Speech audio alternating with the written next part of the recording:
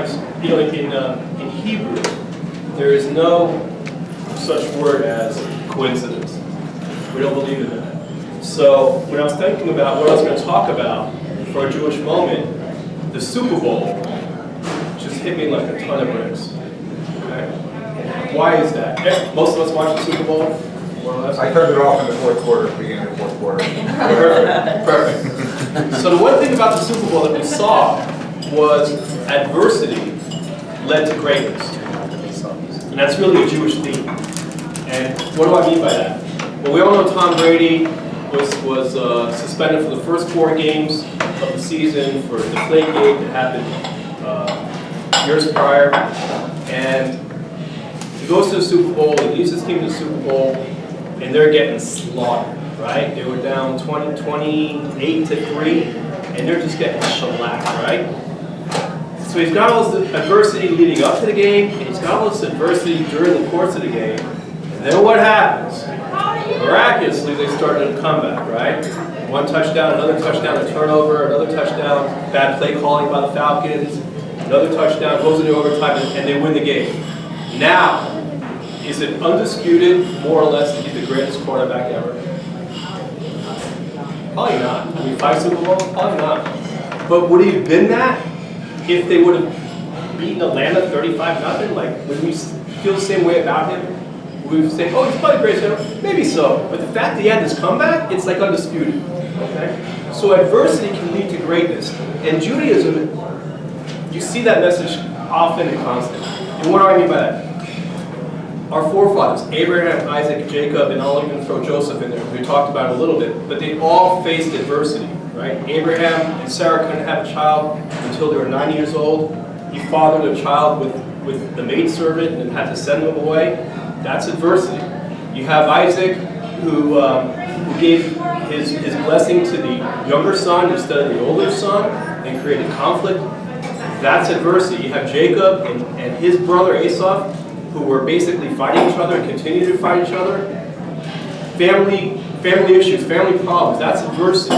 You have Joseph, whose brothers were jealous of him. He was faced with adversity, but we see what came out of that is greatness. And life is not about the easy days. It's about the tests in your life and how you come through those tests and how you grow from those tests. And let me explain to you a short story that I experienced personally that I heard about the greatness of the Jewish people. And I mean greatness of the Jewish people. Okay? Because we are great. We've outlasted the Babylonians, the Greeks, the Romans, the Persian empires, the Tsars of Russia, the Nazis of Germany, and so on and so forth. And we have to think of it. Why? What makes us so special? I'm going to tell you an unbelievable story of today's nation that you should be so proud of. There's a family here whose older son had a major drug addiction problem. They're a beautiful family, husband and wife, and everyone gets along great. But for some reason, their older son got addicted to drugs very badly. We tried to help, we tried to offer him jobs, we employed him, did whatever we could.